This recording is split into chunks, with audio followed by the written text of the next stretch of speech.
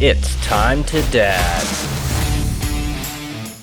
My name is Alex. We are doing a brand new podcast of Time to Dad. It's a podcast by dads, for dads. We have brand new members here with us. One of them is James. Another one is Joel. And as you guys know me, I'm Alex. We got Nick. We're going to talk about stuff. We hope you like it. And if you don't like it, come back for another episode. Maybe we'll do it right the next time. We're just trying, and we're trying to do better each time. The more you participate with us, the better it gets. If not, we're going to suck. Help us out. Just watch our stuff, make a comment. Welcome to the club. Let's do it, boys. What do we got today? Yeah, so I guess I'll just tack on to that. You guys know we're kind of in a never-ending to bring you guys more diversity within group of guys you hear from. On top of to diversify the podcast and get more viewpoints going. It can be stressful at times, man. We're all dads, obviously, and finding time to do this is not always easy. And so we brought some new guys on to kind of help balance the workload. But we also hope they bring some new, fresh insight and opinions on some of the topics we cover. So we'll give these guys a couple minutes and just let them kind of introduce themselves, so you guys can get to know them a little better. All right, I'll start it off. My name's Joel Gandara. I live in South Florida, Miami, Fort Lauderdale area. Originally from Cuba, born in the communist country, left on a boat when I was a kid and spent 12 hours at sea. 4 of those hours were in very rough seas. It was a really bad storm. I still have a fear of the ocean because of that. And grew up, got here to Key West, Florida, made it onto a military base and landed in freedom. But we had to start from zero. My mom was a physics teacher in Cuba. My dad was an electrician. When we got here, we were nothing. We moved to California, lived in the San Francisco Bay Area. My mom became a maid at the Sir Francis Drake Hotel, and she was very happy to have a job. It doesn't matter if it was at the bottom. My dad would fix TVs and radios for people, whatever he could do until he got a job. And grew up in a pretty bad neighborhood. I heard gunshots most nights. I saw police helicopters. I heard sirens constantly. And that's where I grew up.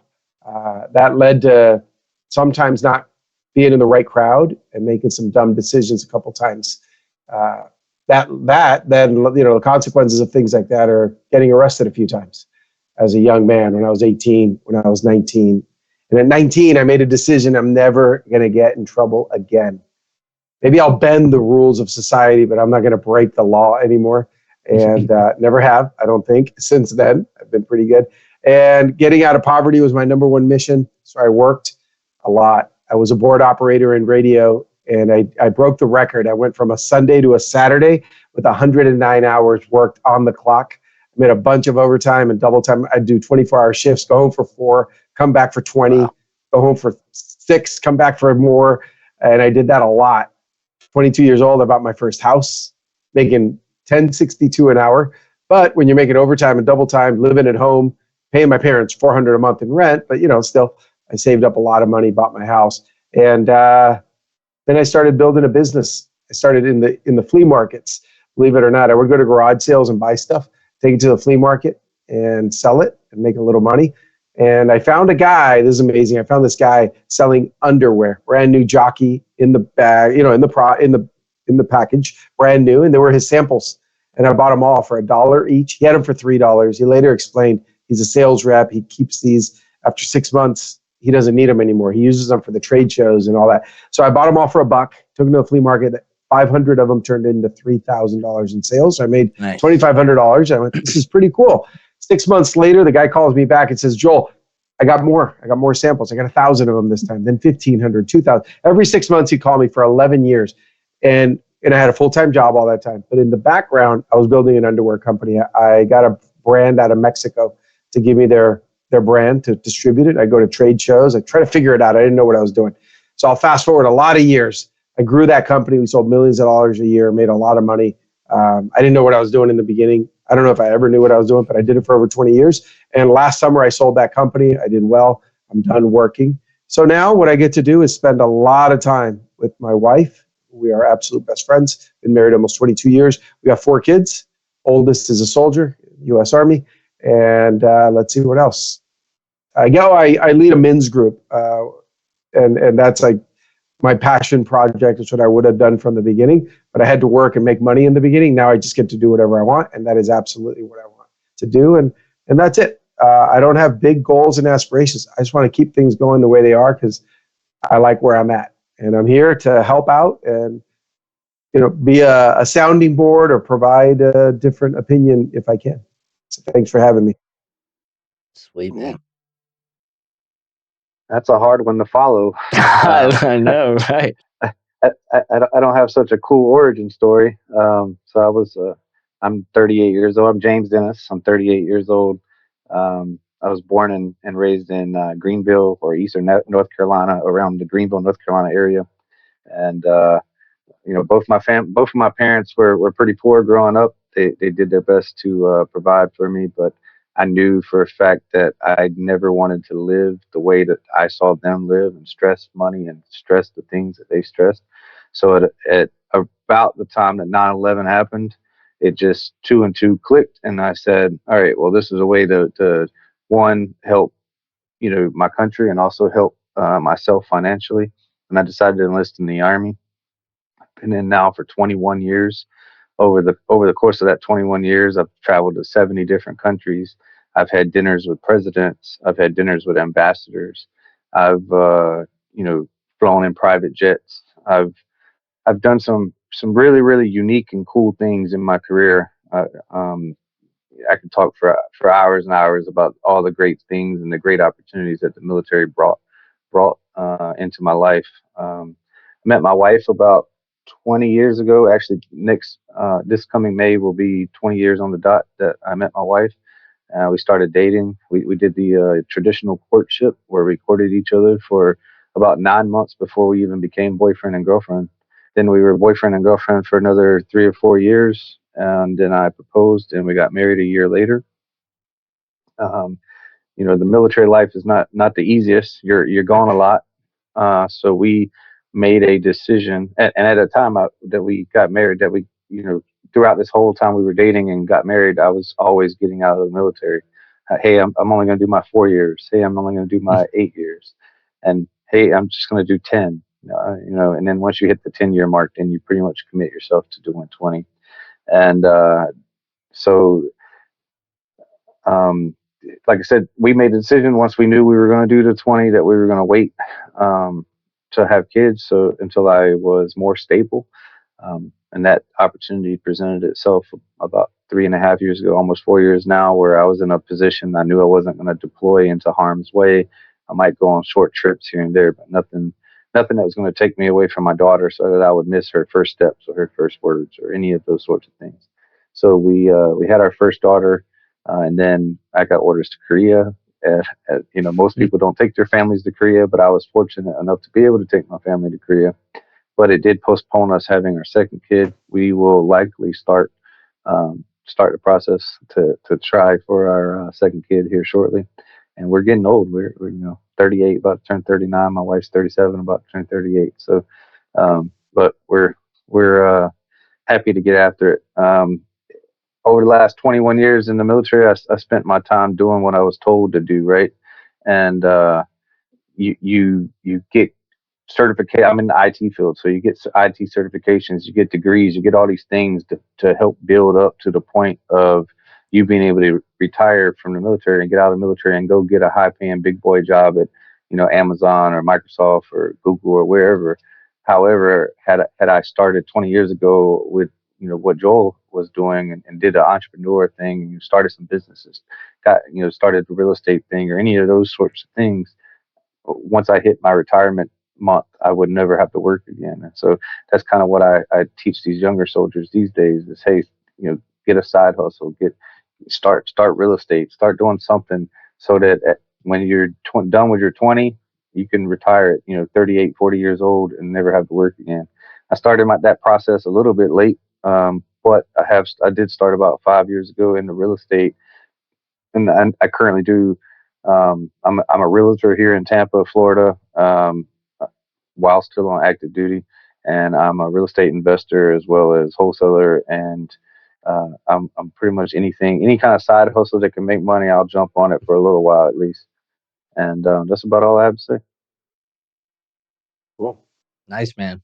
Y'all got some interesting stories. I really like doing these with the new guys because I know you guys did a bit of a different style and kind of sent us those interview videos, but there's always extra little bits and pieces that make their way into this part of the episode for the new guys. So it's always cool to hear cool shit, man, and then look at my life and be like, damn, like I am super fortunate, you know. Joel, you sounds like you had to, you know, claw and gnaw your way through life to get to where you are, and that shit's not easy. And James, I know the military. I've got some military friends, and I know there's a lot of stress involved with that, a lot of strain on the relationship, both with your spouse and the kids. So yeah, man, kudos to you guys for gutting that stuff out and getting it done. Anyway, now on to the main episode, I guess. So I think today we've got two topics. We're going to keep this episode a little shorter. But let's talk about, we kind of talked about it in a previous episode, but then we went off on a super long tangent. I think it was that food episode, Alex, where all of a sudden it was a 45-minute episode about weird ass shit that people eat. But I'm curious. I think Alex and I, we kind of stick to the, correct me if I'm wrong, Alex, but I think we kind of stick to the typical gender roles in the house where the man kind of does the man stuff, so to speak, you know, taking out the trash, fixing shit, honey-do list type stuff. I like to call it traditional. Yeah, some people might say works. Old school. Some new young people might say it's outdated. But you know what? I like it, and it works fine for my relationship. I like to do the man stuff. I like to, you know, drink beer. I don't know. It's terrible for you, but I like it. It's a man thing to do. My wife does the caregiving. She's an amazing cook.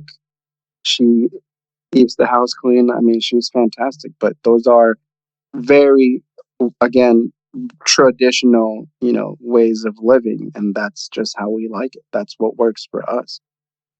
Do you guys find that when it works for you, does it work for your wife also?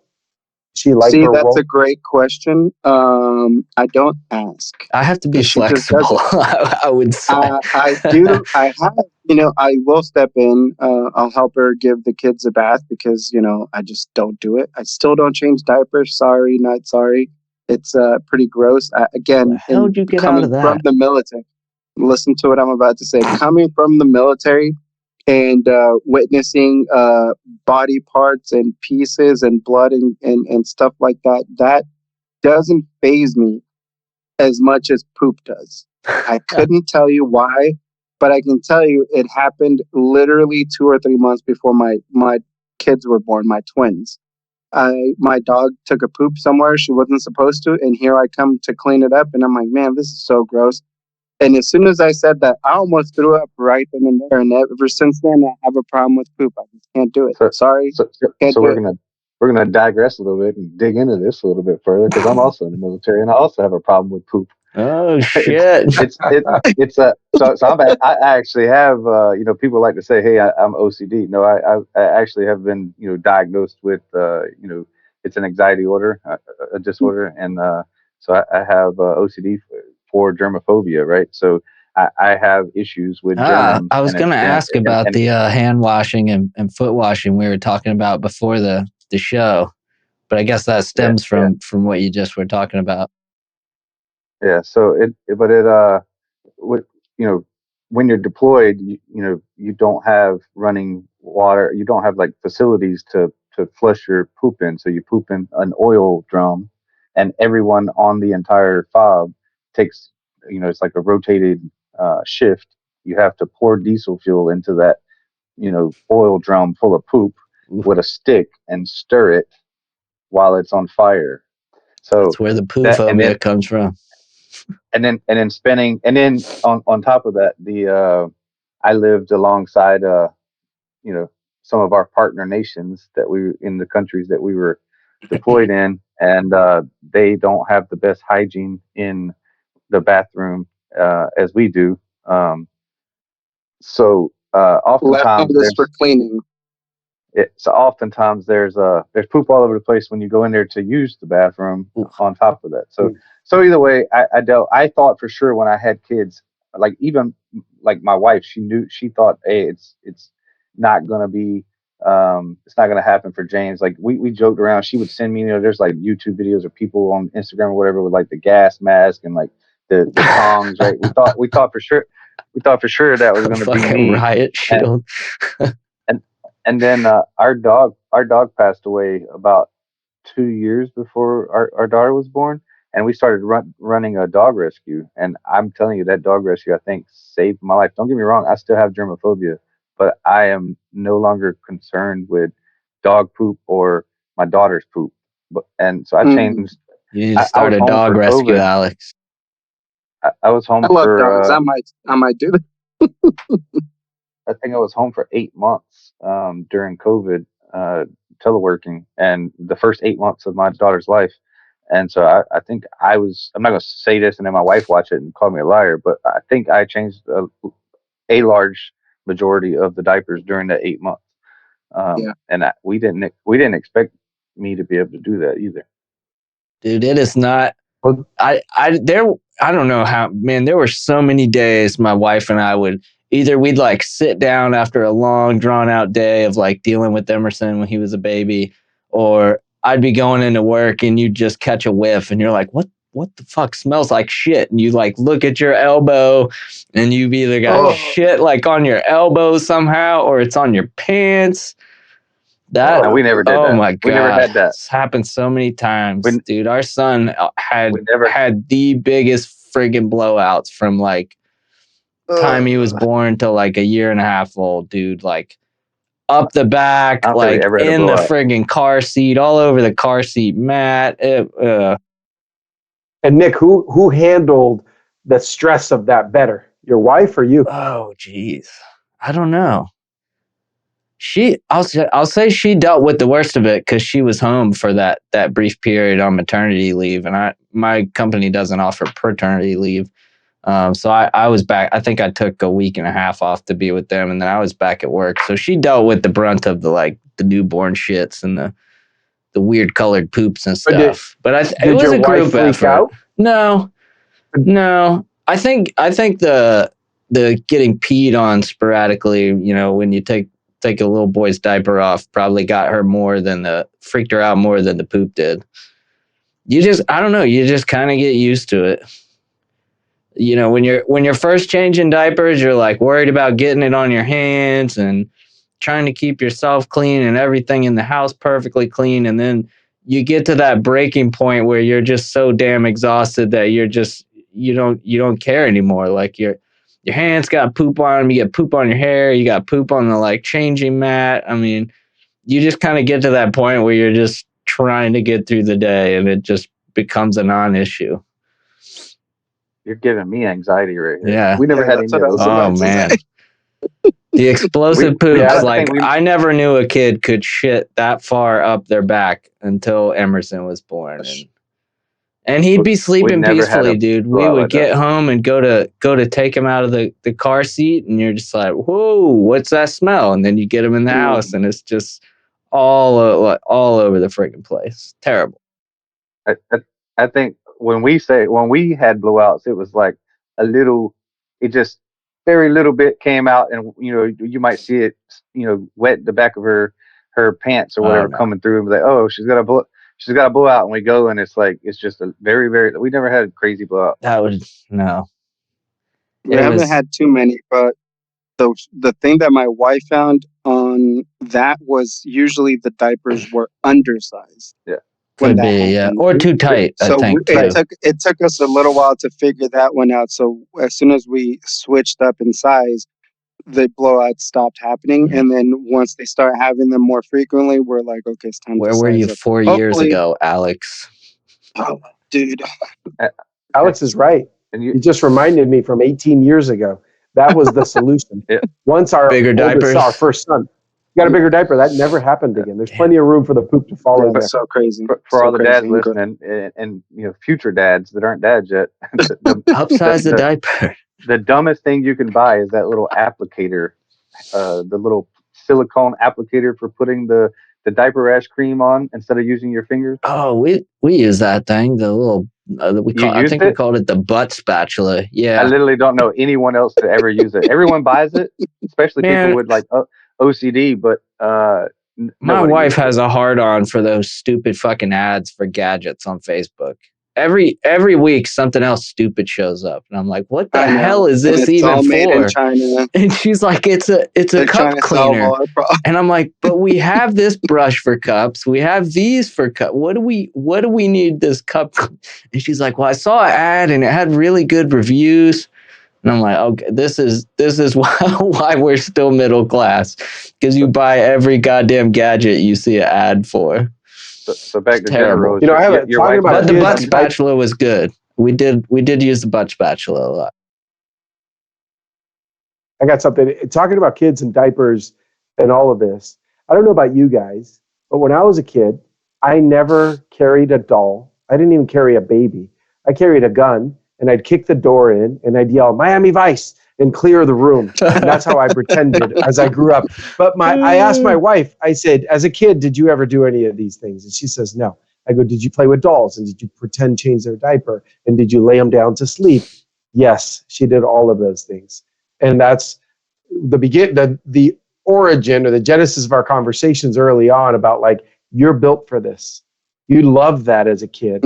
You treat this better. You know, it's a reason my wife was a registered nurse. She retired when she was 30, but she did that for 10 years. She has that nature. I don't. If I saw a person suffering, I'll help them, but I don't want to do that for a living. I don't want to go help an old person and wipe their butt. My wife has no problem with that because I think women are better nurturers. Not all of them. And maybe there's some men who would be extraordinary nurturers, but I'm going to guess 80% of us are probably built for traditional marriages. Now, whether we're built for that and we're not living that life, that's a different thing. And that could cause a lot of stress and unhappiness. But that's my theory, that I think girls, for the most part, are built that way. I think the only like softer side of me came from growing up with a sister that's 2 years older than me. Because for those first younger years where you don't like have a lot of friends till you start out in school and stuff, my sister was like the person I played with. So if she wanted to play with fucking dolls, that's what we were doing. If she wanted to have a tea party, that's what we're doing. I think there's. Do you have any pictures of that? There are blackmail pictures somewhere my mom has. I think my sister put like curlers and barrettes in my hair. Yeah. I mean, it was freaking miserable, but it is dresses. What it is. Yeah. What? I don't know about dresses. I do recall some makeup though, and she bedazzled the shit out of some of my clothes. If you guys remember bedazzle. Sparkly. Yeah, the little jewels and shit that you like put on clothing. Yeah, she did that to a bunch of my clothes. Speaking of dresses, I was at a restaurant with my men's group, all sitting there, and I went to the bathroom. And on my way back, I saw a full-grown, pretty built guy with a full beard in a dress. I had never seen that before, unless it's a funny video or something. I couldn't believe. Here's the part that shocked me the most. He had a dress. I mean, a full-out dress. There's no mistake. The entire table, they all looked like average people. They were having on normal conversations with him. Just, oh yeah, uh-huh. I wouldn't have been able to keep a straight face. It almost looked like a prank. Maybe it was a prank. Ooh, somebody lost at fantasy football. Maybe. Hard to tell in 2024. Yeah. I know, dude. Everybody's trying to be a girl now. I don't get it. You saw the news story about the swimmer that got the medals taken away. Leah Thomas. Yeah, that caused some huge shit in the news. But they took it away from some other girls. Rogan and the girl that actually tied Leah Thomas. Mm-hmm. And she was fighting. Sorry to adjust some stuff here. Oh, you broke it. Sorry. She's getting her medals. I don't know, because they're leaving it up to the league to make those decisions, because the league didn't want to take it. It was NCAA, right? Making the decision. Yeah, it was the college athlete. Yeah. Yeah, they were leaving it to the leagues or whatever group that's running it to make the final decisions. But because nobody, obviously, it's a radioactive topic. Nobody wants to talk about it. Nobody really wants to address. Everybody wants to be nice, play nice, all this good stuff. But I mean, what are you telling to real girls?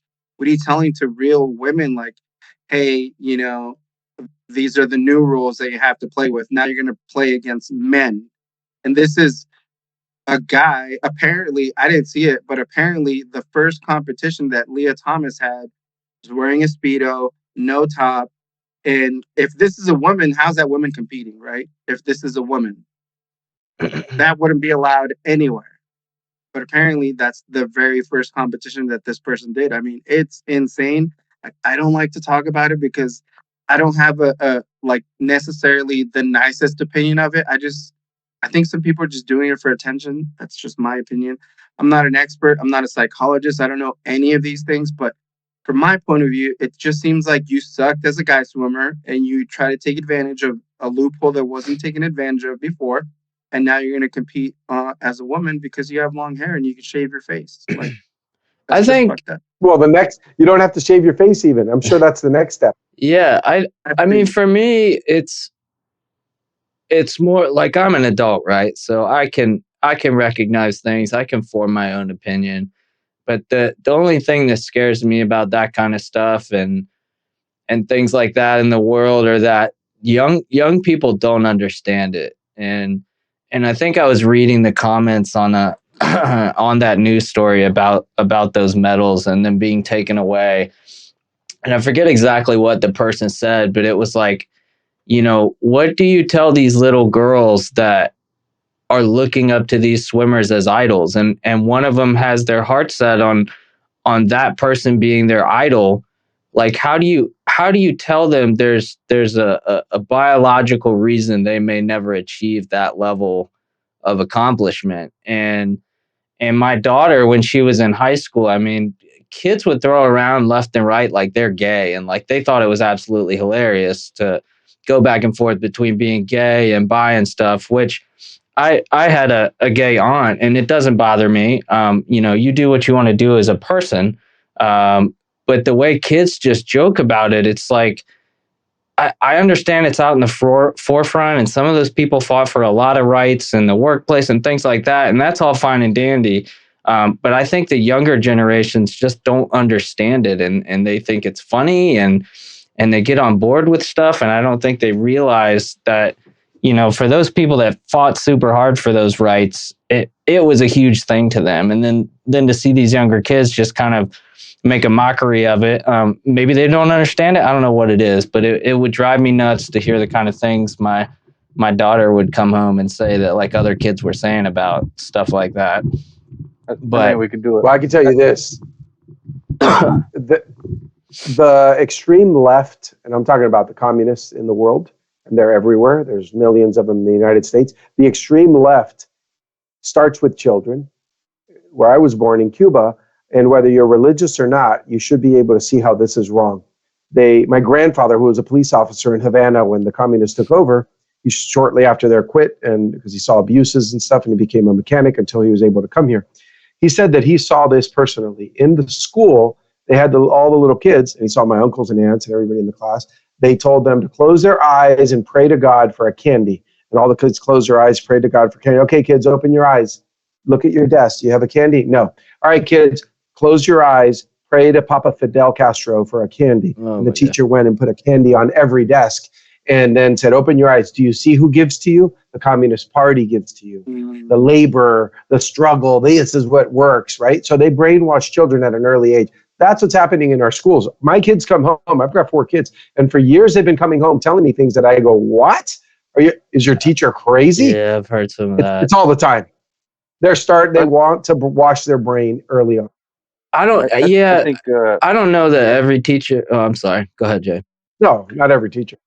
No, I was going to say I think we could do an entire hour-long episode on that specific topic and how it leaks into the TV shows that our kids are watching, the curriculum that the schools are teaching, the books that are in our libraries, and all those sorts of things. But to try to tie it back to the topic that we're discussing today, I would say, along with the biological males competing in women's sports, right?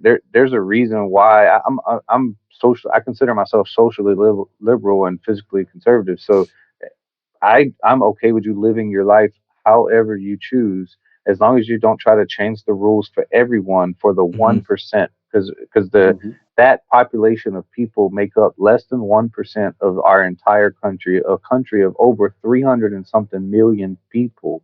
So we make rules and change the way our entire society runs, change the media that we consume. Whereas, 20 years ago or 15, 20 years ago, you might have a character from that group of people represented in an episode here and there, a show here and there. You can't turn on anything, even kids shows, without having representation. And again, it makes up less than 1% of our population. So, but to tie that back, there's a reason why, if you try to change the rules and you try to compete in women's sports, there's a reason why I feel you shouldn't, because we have biological differences. There's a biological difference between a man's abilities and a female's abilities. You ever seen the TikTok with the where the man and the woman, a woman can bend over and put her head up against a wall and pick up a chair, and a man can't? It's because we have different centers of gravity, and your center of gravity affects how you fight in jujitsu, how you swim, how you do play different sports, how you can control a ball in basketball, so many different things. And there's other biological differences, muscle mass and strength, and all of those things. Serena Williams came out and said, "Hey, I could not compete against the probably the bottom of the males bracket, right?" So if she says that, then she understands the strength. And I actually thought tennis would be one of the sports that you couldn't, but no, the serves come in way faster, everything. So to try to tie back into our conversation with the gender roles, I think Joel started down this line earlier, is how we're wired different. There are biological differences between men and women. They're more of a nurturer than we are. They're from an early age, society tells them that they're a nurturer. They give them the tools to be a nurturer. Hey, here's this baby doll. Take care of it. Be responsible for it. Don't lose it. Here's this kitchen set. Here's this cleaning set. Here are these things, and right, wrong, or indifferent. That's how we've been forever, and we've given them the tools to understand that they're the ones that's going to be taking care of the household, right? In my own house, I think we do follow traditional roles. I definitely do a lot.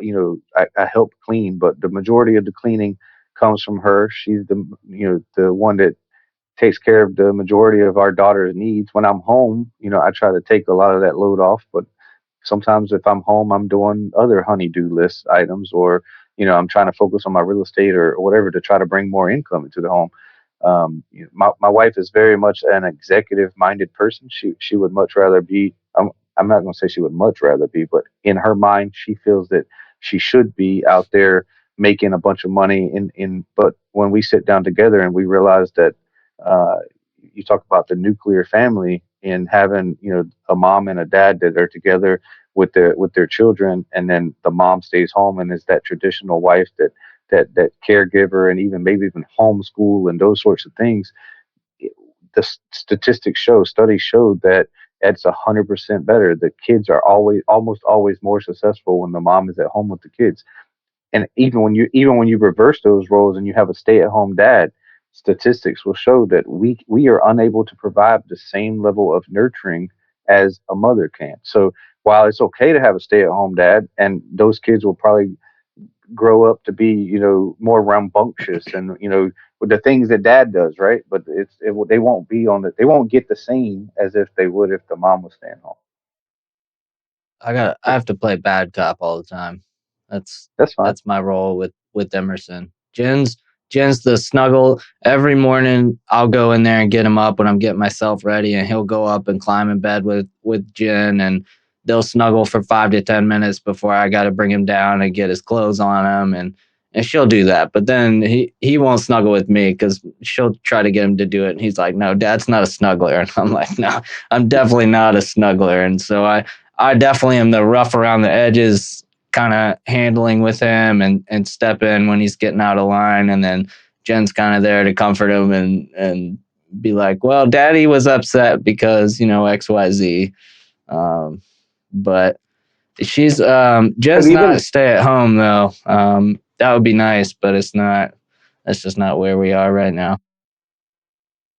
But Nick, even if you like to snuggle, I love hugging my kids, but we're built different. Like facial hair on a man, that's not as comfortable for them. Even if you shave it, it's going to be prickly. Women have a higher body fat percentage normally. Yeah, they're softer. Right, I touch my wife's skin; it's soft. I touch my skin; it's rough. Yeah, and my kids remind me of all these things. They don't. Yeah, it's not as nice. Her arms don't have as much hair as mine do. Mm-hmm. They're nicer. Right? So we are built different. Even a little baby recognizes. Yeah, my daughter swears I have a beard. Yeah, you're gonna have to grow one. Everyone has one. No, he's got a. We'll get you one. You just put on for the show. Mine's turning gray. Yeah, just a mustache.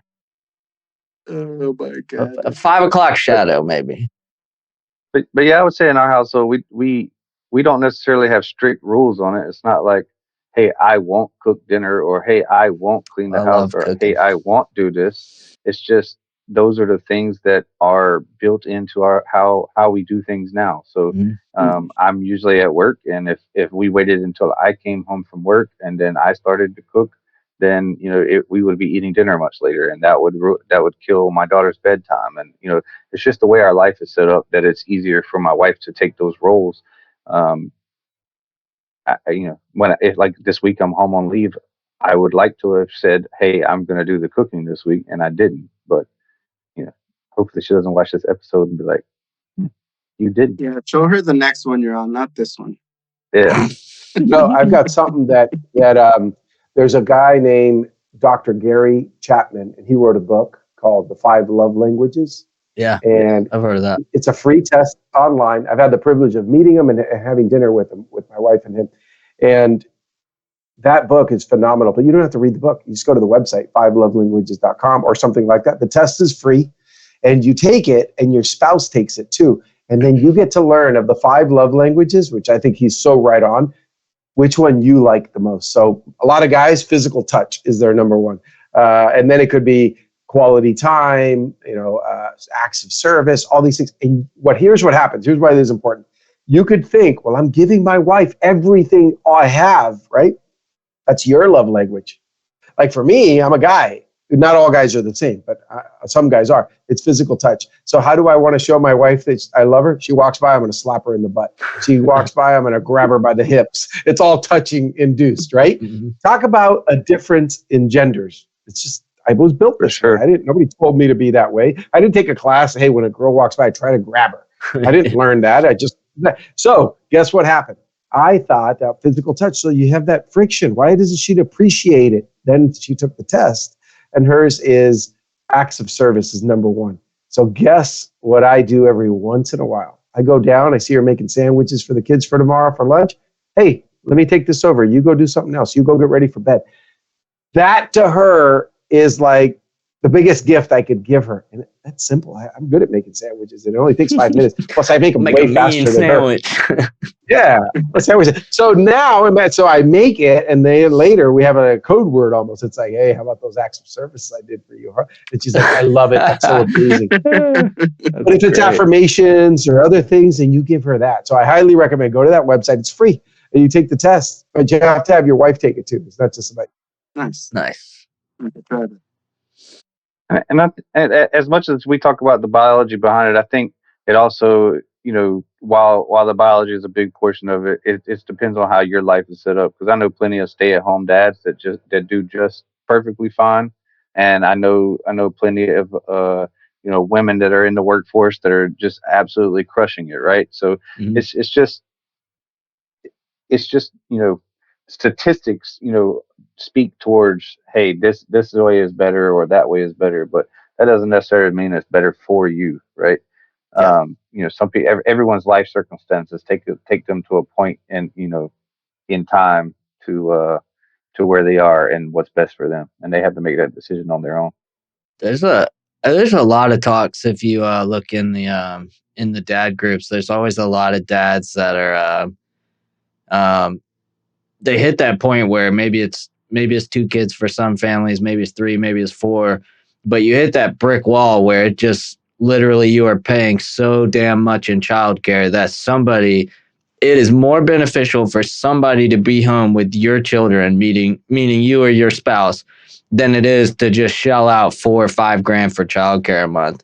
And you see a lot of guys get in that situation, and they're very uncomfortable with it. And it's usually the guys who have a wife who's more higher up, maybe not executive level position, but wherever she is in her career and what she does, a lot of those posts are the wife is kind of the breadwinner of the family to begin with. So they kind of default to the dad staying home. And a lot of those posts are like, I don't know what the fuck to do. Like, they're extremely uncomfortable being a stay-at-home dad because they're worried about a stereotype, right? Like, oh, you're at home doing laundry, taking care of the kids, like you're totally feminine dude, right? Yeah, I was just about to say that seems super emasculating just to be the one staying at home. I mean, from my point of view, I'm a fucking man. I work on cars all fucking day. I'm ex-military, and for me to be the stay-at-home person, I'm like, where are my balls? You know what I mean? What happened to them? Like, where did my wife hide them? Like, I couldn't be the one to stay at home, but like, it's easier for my wife to stay at home and not to reinforce. I think it takes bigger balls to be that guy though, and be like, "Fuck you guys for judging me." Like, this is what I need to do. You're right, but you're right. In some ways, you're just right. Embrace what it is. One of our. But I'm not saying it wouldn't be awkward. Stay-at-home dad? What's that? Are one of our new guys a stay-at-home dad? Someone recently in our group said they were stay-at-home. Joel's dad. Retired. I think he's the closest to a stay-at-home dad we have. AJ and Craig, I think, are both. Yeah, Craig does power washing, I think. And AJ, his family has a mechanical contracting company, I think. And then Joe does business stuff. Jason does car sales. I'm in the engineering world. Alex is you're doing cars. You already said that. So I don't think that you guys said it. Let's say it's 80%. So there's this 20%, let's call it, of guys that probably are okay staying at home, and they probably enjoy it. Let's call it. The problem is when that 80% guy, who's a traditional male role, is somehow painted himself into a corner, and he's going totally against his biology, his brain, his heart, and he's staying at. You imagine, Alex, you clearly said you don't want to stay at home. Myself too. We don't want to. Can you imagine if we had to stay home for years and that's what we did? How unhappy we would be. Yeah. Would you though? Absolutely. Would you be so unhappy though? Like maybe you get into that situation and you flourish in it. Well, you could also be right but from the bottom of my heart, knowing myself and how I am as a person, for me to be the guy who wakes up at 5-7 o'clock with the kids to make them breakfast, I'd be furious. I'd be like, okay, let me get you a snack. Yeah. Here's a bowl of ice cream, or a bottle of milk. Yeah, exactly. I'm like, here you go. Cheetos. And I would go right back to sleep unless they woke me up by making noise. You know what I mean? Mm-hmm. Like, I wouldn't be the ideal stay-at-home dad at all. I would be like, you guys are on your own, man. I'm gonna go back to sleep. Here's a perfect example. Who has higher testosterone, men or women? It's men. We can't argue that. It's men. I have good testosterone naturally. My wife, she doesn't have testosterone. So what happens to a guy with testosterone? His voice gets a little louder. He gets a little more angry. Mm-hmm. My dad yelled like you wouldn't believe. My mom didn't do so much yelling. She would hug me a little more, right? This is normal. How can you imagine poor kids if they have to grow up with us only and there's no woman in the house? No. It'd be rough. I mean, up to date, my wife had a bunch of appointments, so I was taking care of our daughter, and I also had to work in our garage to organize our garage and get everything prepared, and we're building a gym in there. And my daughter, I said, okay, I set her up. I have this little table set that we can use it when we go to the beach and things. I set that up for her. She was coloring and painting and doing things. I was like, cool, this day is going to be easy. I'm going to get a lot of work done. She got bored with that in like 10 minutes. I was like, well, I don't have much else for you to do. I have a TV in the garage, and I was listening to music, and she kept asking me. My daughter has a identity crisis. She thinks she's a new princess every other week. So right now she's Raya from Princess Raya from the Dragons or something like that. And she's been that for like 3 months. So I might change her name to Raya. But so she kept asking me, hey, can you play the Raya song on the TV? And so I'd play it, and she'd dance, and I'd play it. And then she kept interrupting what I was doing, asking me to replay the song over and over and over. And I was getting frustrated, right? Like my wife has a lot more tolerance than I do, because she deals with that every day, all day long. And for the few hours that I had her today, I was very frustrated. So I went and got her iPad, and this is something we don't do as parents. We don't give screen time. My daughter's only 3.5. We don't let her. She has some games that my wife allows her to play if she's in the backseat of the car on a car ride, just for my wife's own sanity. But we don't allow her to watch like Disney or any of those sorts of things just during the day randomly. And I put her in the iPad in the chair with the thing. So if you put me as the stay-at-home dad, and I'm making the quick easy snacks, versus my wife, she researches all these chemicals and does all this information, and has all these apps. Gotta have 3 square meals a day, man. She has the absolute best food for my daughter, right? And then she's also, when she prepares she makes it the funnest, most aesthetically pleasing items that you can imagine. I make her a sandwich. It's a square piece of bread, mashed together. Throw some fruit in there, and you're all, I'm not making little dinosaurs out of the sandwiches, or different things that my wife does, right? Just different. Not only differences in personality, but differences in biology. And do you guys think when we were back in a cave that women were, and the guy had to go out and hunt an animal, fight off a saber-toothed tiger, avoid all these problems to bring back food? Do you think these women were upset and they wanted the gender role switch? Nope. No, I think that's more of a modern day woman that feels left out. Like, oh, I can do everything a man can. And, more power to you. There's a girl somewhere here in the U.S. that beat all the boys' wrestling teams, I think, was her sport. She beat all the women or all the girls. Oh, she went to States, I think. I remember seeing that. Boys, beat out all the boys in her weight class. And I'm like, if that's what you want to do, there's nobody here to stop you. There's nobody here to tell you, hey, don't fucking do that. No, go, more power to you if that's what you want to do. But just know that, not every girl is like that.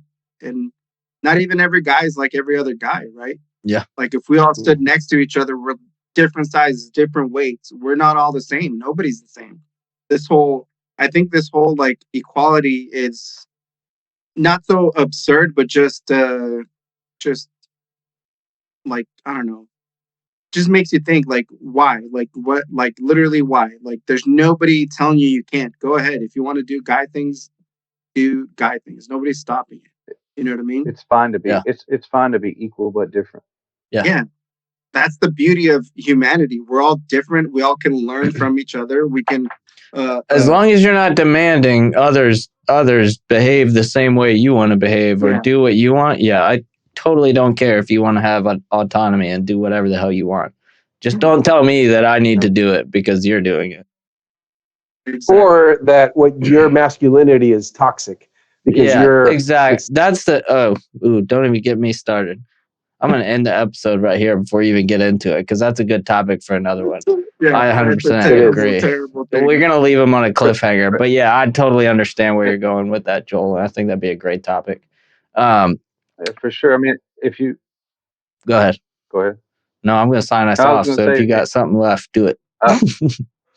Oh, no, I was just going to go along that same line of actually, you made me lose my train of thought. I forgot what I was going to say. We'll save it because we'll do it. We'll totally do an episode on what Joel just kind of hinted on, because I think that could be an episode in and of itself. But anyways, thank you guys for tuning in. Drop a line, say hey to James and Joel. We're glad to have those guys on here. You'll be hearing a lot more from them. as time goes on. But we're trying to shake things up with the podcast. We've got a couple other new dads that didn't make it tonight. So hopefully you'll catch up with them soon and learn a little bit about them. But thanks for hanging out. Check out our Facebook group, like and subscribe, and let us know what you want to hear more about. See ya. Bye.